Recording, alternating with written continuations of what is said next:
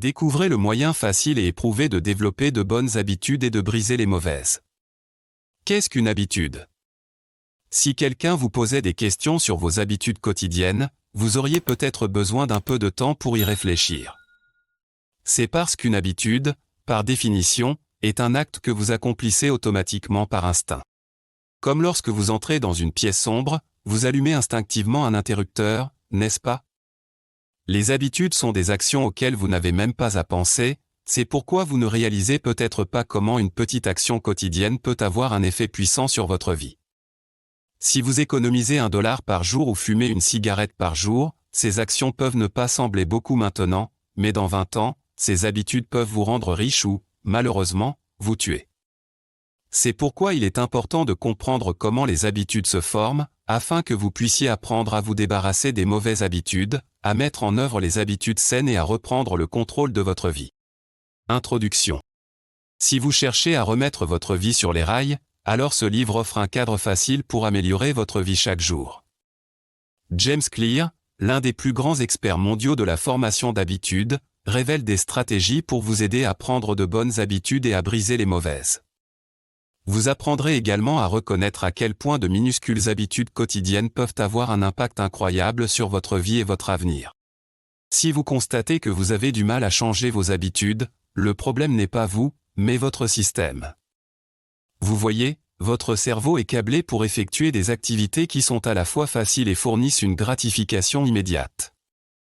Heureusement, James Clear fournit un système éprouvé qui vous aidera à changer vos habitudes et à mener votre vie vers de nouveaux sommets.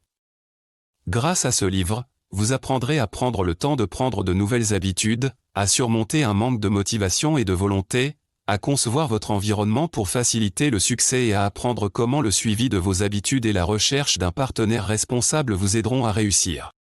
Chapitre 1. Pourquoi les petites habitudes peuvent faire une grande différence. Quand il s'agit de succès, beaucoup de gens se concentrent sur la mauvaise chose.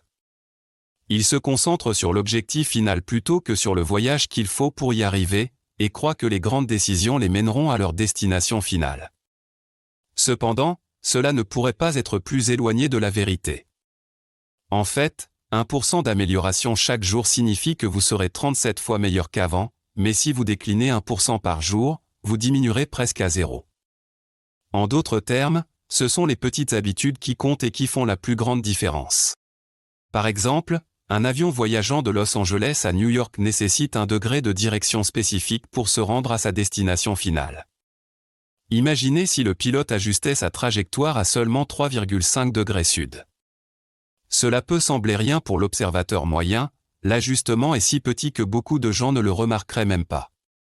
Bien sûr, à l'atterrissage, les passagers remarqueraient une grande différence. Ce petit ajustement de parcours changerait leur destination finale de New York à Washington DC.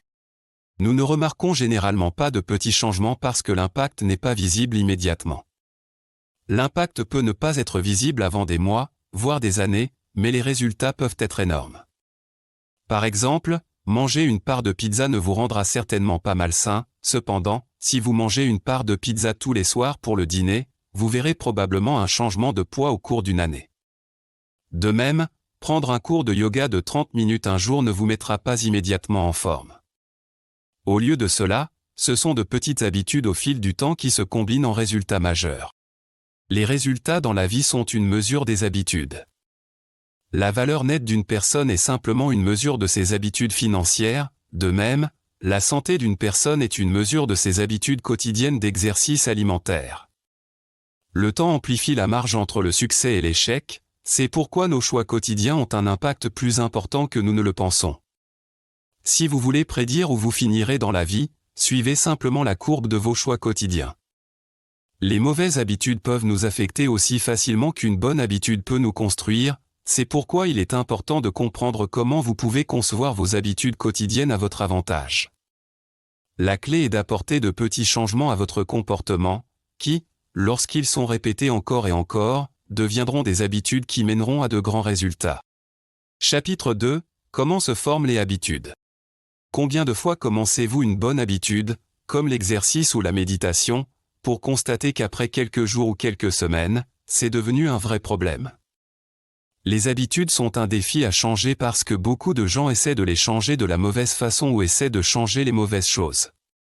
Pour changer nos habitudes, nous devons d'abord comprendre comment les habitudes se forment. Le processus de construction d'habitudes peut être classé en 4 étapes: le signal, l'envie, la réponse et la récompense. Pensez à ce que vous faites lorsque vous montez dans votre voiture pour la première fois. Vous mettez probablement la clé dans le contact, mettez votre ceinture de sécurité, vérifiez vos rétroviseurs, puis vous vous dirigez vers votre chemin. Vous ne pensez même pas au processus, vous le faites simplement. C'est une habitude que vous avez répétée tellement de fois qu'elle est devenue instinctive et se produit automatiquement. Alors, comment se forment les habitudes? Les habitudes commencent par un indice, ou un déclencheur, pour agir. Par exemple, monter dans votre voiture vous indique d'effectuer une action qui vous mènera d'une destination à l'autre. La deuxième étape est l'envie d'un changement d'état, dans ce cas, vous voulez aller quelque part. Votre réponse est de mettre la voiture en marche et de partir. La dernière étape est la récompense, un sentiment de soulagement ou de confort qui vient d'arriver à destination en toute sécurité. Cette boucle d'habitude peut être appliquée à de nombreuses habitudes que vous complétez quotidiennement. Par exemple, se brosser les dents le matin. Votre signal pourrait être de prendre votre petit déjeuner ou de boire du café, déclenchant une envie de vous sentir frais et propre. Votre réponse est de vous diriger vers le lavabo de la salle de bain et de préparer votre brosse à dents. Votre récompense est une bouche fraîche qui vous rend prêt à affronter votre journée. Le signal déclenche toujours une envie, ce qui motive une réponse. Ensuite, une récompense est fournie, satisfaisant l'envie et devenant affiliée au signal. Nos comportements sont motivés par le désir de résoudre un problème particulier qui fait partie de la phase de signal et d'envie de la boucle de l'habitude. Par exemple, la phase du problème peut inclure le signal de votre téléphone bourdonnant avec un nouveau message texte. L'envie est que vous voulez apprendre le contenu de ce message. Vient ensuite la phase de solution. Vous répondez en saisissant et en déverrouillant votre téléphone. La récompense est de satisfaire l'envie de lire le message. Bien sûr, ces habitudes ne sont pas si mauvaises, cependant, lorsque nous adoptons des habitudes malsaines ou mauvaises, nous voyons les effets des années plus tard et les habitudes deviennent plus difficiles à briser. C'est pourquoi il est important de comprendre la boucle des habitudes, afin que vous puissiez apprendre à remplacer vos signaux, vos envies, vos réponses et vos récompenses pour créer de meilleures habitudes. Voyons comment vous pouvez commencer à créer de meilleures habitudes. Chapitre 3, rendez-le évident. Quand il s'agit de signaux, tels que le bourdonnement de notre téléphone ou la consommation de café, nous sommes invités à vérifier nos messages ou à nous brosser les dents. Mais une fois que vous comprenez comment nos actions peuvent être influencées par certains stimuli, vous pouvez apprendre à manipuler vos signaux pour mettre en œuvre de meilleures habitudes. Par exemple, Anne Thorndike, médecin de soins primaires au Massachusetts General Hospital de Boston, croyait pouvoir améliorer les habitudes alimentaires de milliers de membres du personnel hospitalier et de visiteurs simplement en manipulant leur environnement. Elle a décidé de remplacer le soda par de l'eau embouteillée dans les réfrigérateurs à côté de la caisse enregistreuse. Mais elle ne s'est pas arrêtée là, elle a ajouté de l'eau en bouteille à chaque station de boisson de la cafétéria. Sur 3 mois, le nombre d'eau embouteillée vendue a augmenté de 25,8%, tandis que les ventes de soda ont chuté de 11,4%. En faisant des ajustements simples, les gens ont fait des choix plus sains parce que le signal pour boire de l'eau était plus répandu que le soda. Vous voyez, la capacité sensorielle la plus puissante chez les humains est notre vision. Le corps humain contient près de 11 millions de récepteurs sensoriels et près de 10 millions sont dédiés à la vue seule. En d'autres termes, les indices visuels sont parmi les plus grandes motivations pour les comportements. Par conséquent, un petit changement dans ce que nous voyons peut conduire à un grand changement dans ce que nous faisons. Heureusement, nous pouvons concevoir notre environnement à notre avantage. Mais comment? Disons que vous voulez créer une habitude de pratiquer la guitare. Vous serez beaucoup moins susceptible de pratiquer si vous gardez votre guitare enfermée dans une boîte dans votre placard. Au lieu de cela, vous devriez placer votre guitare dans un endroit facilement visible, comme au milieu d'une pièce. Si vous voulez manger plus sainement, placez les collations sur le comptoir à la vue de tous au lieu de vous cacher quelque part dans le garde-manger. Vous voulez vous entraîner plus? Mettez simplement vos vêtements d'entraînement et vos baskets la veille pour que vous puissiez les voir au réveil. La création de repères visuels peut attirer l'attention sur l'habitude souhaitée. En outre, vous pouvez créer les repères souhaités en pratiquant les intentions d'implémentation. Cela signifie simplement que vous faites un plan à l'avance pour savoir quand, où et comment vous allez accomplir quelque chose. Lorsque vous créez un plan, vous êtes plus susceptible de rester fidèle à vos habitudes. Par exemple, une étude menée auprès d'électeurs aux États-Unis a révélé que les citoyens à qui on demandait « À quelle heure allez-vous voter ?» et « Comment allez-vous vous rendre au bureau de vote ?» étaient beaucoup plus susceptibles de se présenter et de voter que ceux à qui on demandait simplement s'ils voteraient.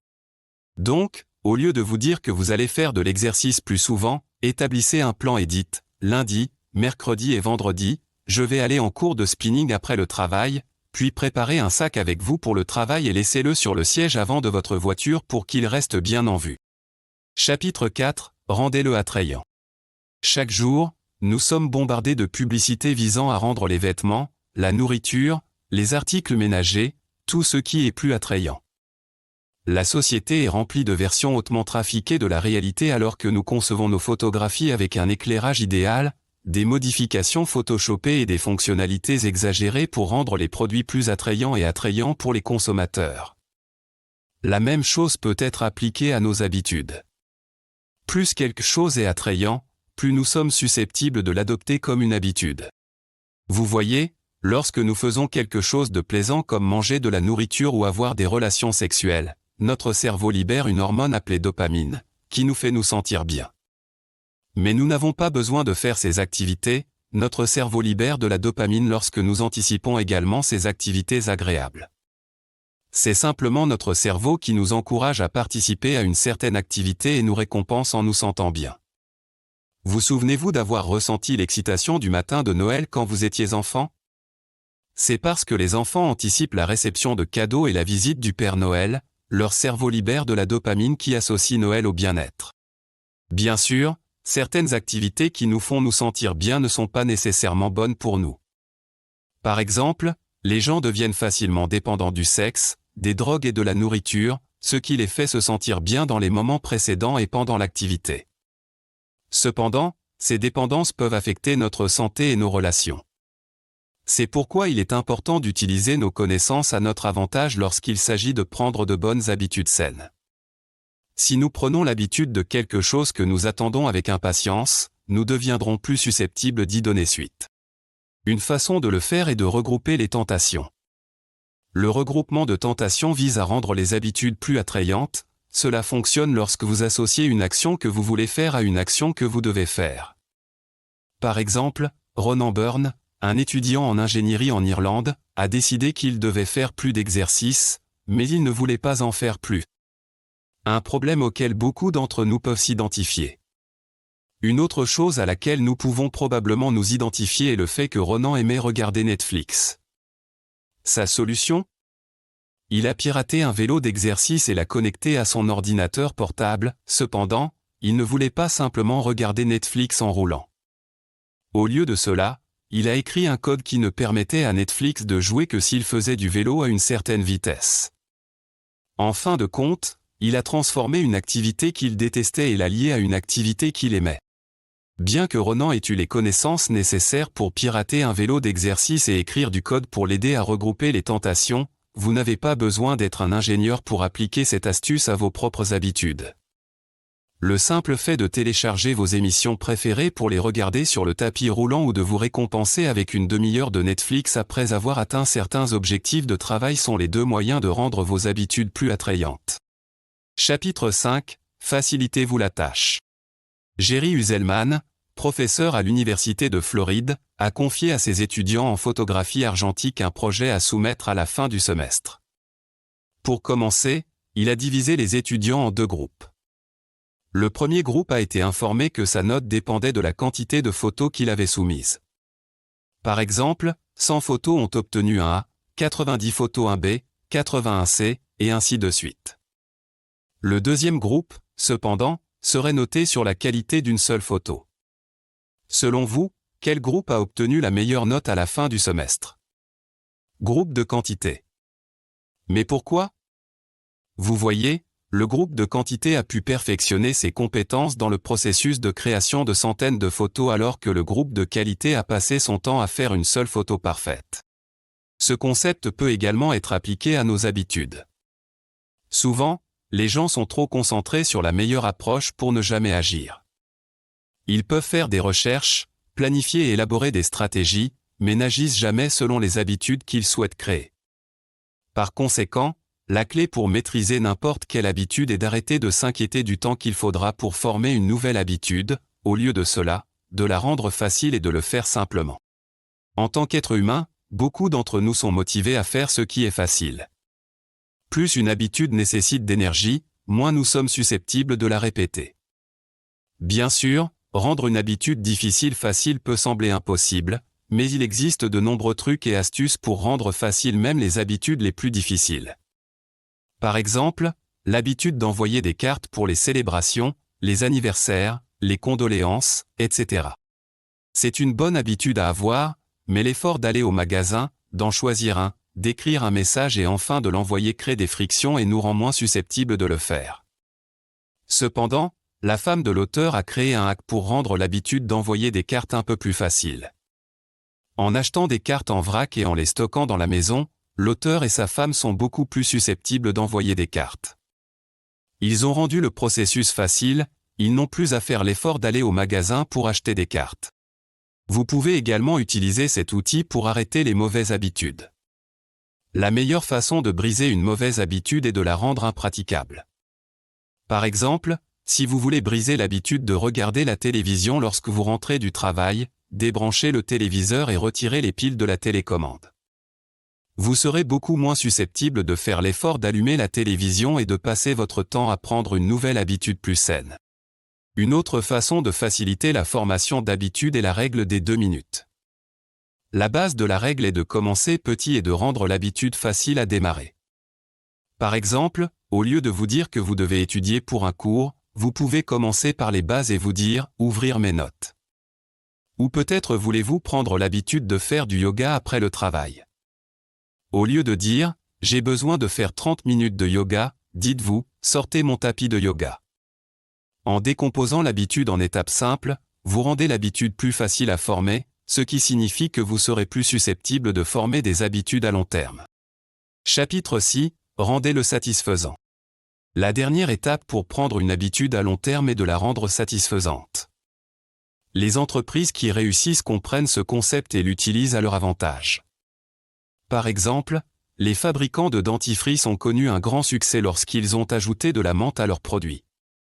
La menthe a permis aux gens d'apprécier l'acte de se brosser les dents parce qu'elle a conduit à une sensation satisfaisante et fraîche mentholée. Si une expérience n'est pas satisfaisante, elle ne peut pas être répétée. Dans les années 1990, Stephen Luby a travaillé dans un quartier de Karachi, au Pakistan, en tant que chercheur en santé publique. Pendant son séjour là-bas, Luby a réussi à réduire de 52% la diarrhée chez les enfants locaux. En outre, les taux de pneumonie ont chuté de 48% et les infections cutanées de 35%. Comment y est-il parvenu? En introduisant un bon savon.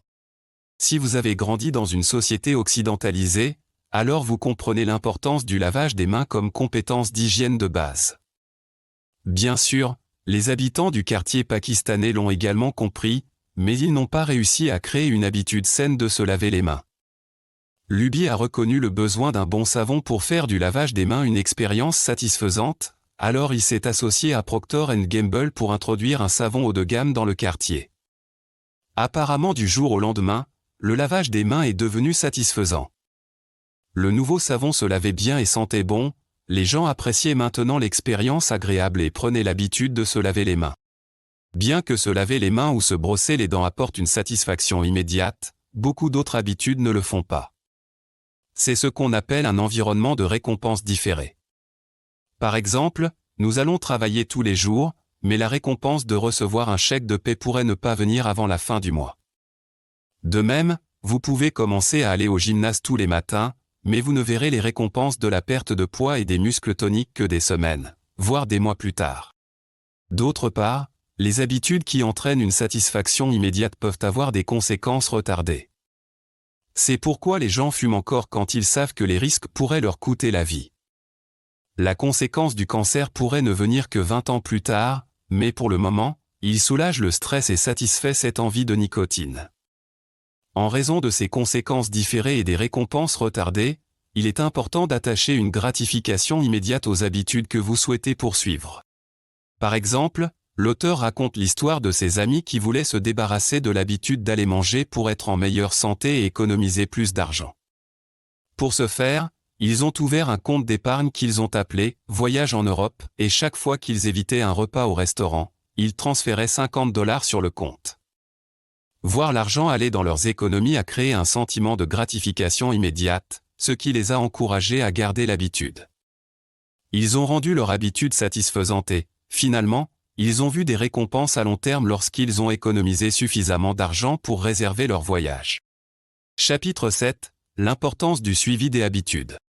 Se débarrasser d'une mauvaise habitude ou en mettre en œuvre une bonne peut être difficile. Bien qu'il soit satisfaisant de faire des progrès, cette satisfaction est parfois retardée, ce qui nous amène à abandonner ces habitudes saines. De plus, nous avons soif de preuves visuelles de progrès que nous ne voyons pas toujours lorsque nous nous débarrassons d'habitudes comme fumer.